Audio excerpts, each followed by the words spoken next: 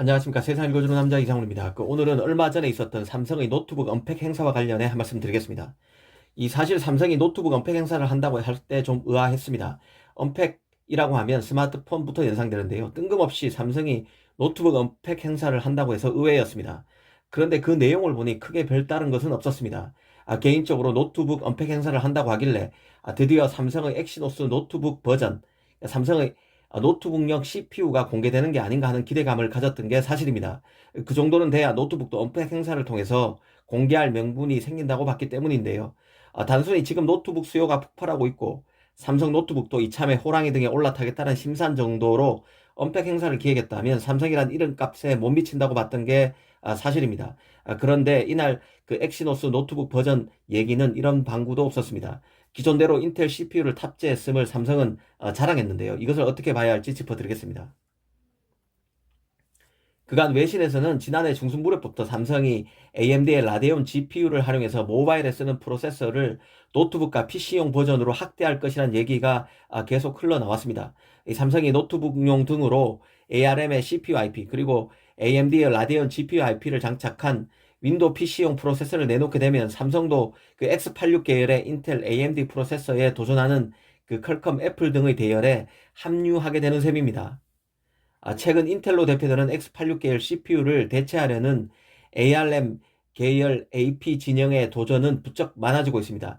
CPU와 AP 간 성능 격차가 크게 줄어들면서 AP 업체들도 이제 하나둘 CPU를 만들겠다고 뛰어들고 있는 상황인데요. 이 안드로이드 진영만 해도 스냅드래곤 8C, 스냅드래곤 8CX를 내놓은 퀄컴이 있고 자체 맥 OS를 쓰는 애플도 M 시리즈로 시장에 호평을 받았습니다.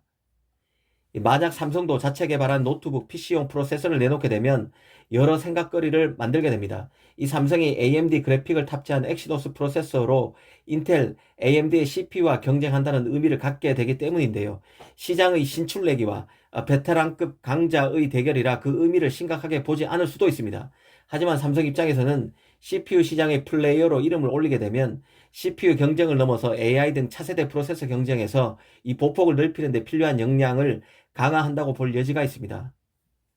그런데 삼성은 이번 그 갤럭시 북 프로 언팩 행사에서 인텔 11세대 CPU를 그래픽에서는 인텔 아이리스 SE를 선택했습니다. 모두 인텔 제품입니다. 개인적으로는 삼성도 자체적으로 노트북용 엑시노스를 개발하는 과정에 있을 수 있다고 생각합니다. 문제는 아직 삼성이 노트북용 자체 CPU를 내놓기에 여건 자체가 녹록하지 않다는 데 있습니다. 이 삼성이 노트북용 CPU를 만든다면 ARM 계열 CPU일 것입니다. 당장 PC 주변 기기와의 연동이나 그 응용 프로그램의 최적화 등의 어려움을 겪을 가능성이 높습니다. 마이크로소프트, 그 MS의 윈도우 운영체제는 인텔과 AMD 등이 만드는 그 X86 설계 방식과의 궁합을 전제로 만들어진 운영체제입니다. 이는 쉽게 극복할 수 있는 문제가 아니죠.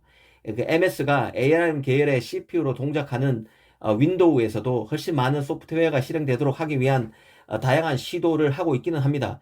MS 입장에서는 CPU 업체인 인텔에 대한 의존도를 낮추기 위해서 ARM 프로세서 기반 윈도우 OS를 강력히 지원하고 있는 추세에 있습니다. 그런 맥락에서 보면 삼성이 아직은 내부적으로 개발 중인 노트북용 엑시노스의 성능이 기대 수준에 못 미쳐 출시를 미뤘다 하더라도 계속 이 CPU를 개발할 가능성은 있다고 봅니다. 하지만 한편으로 아직 그 완성체로 보기 힘든 자체 CPU를 내놨다가 시장의 망신만 당하고 시장에서 소비자로부터 철저히 외면받을 수 있다는 생각을 했을 것 같습니다.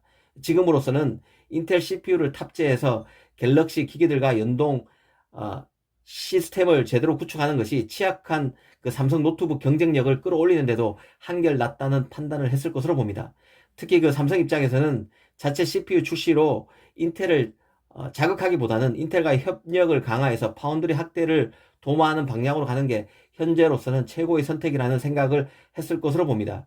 인텔이 그 자체 칩 물량을 외부 파운드리에 맡기는 방향으로 나가겠다고 밝힌 상황입니다. 실익도 없이 섣불리 경쟁사를 자극할 이유가 없는 것이죠.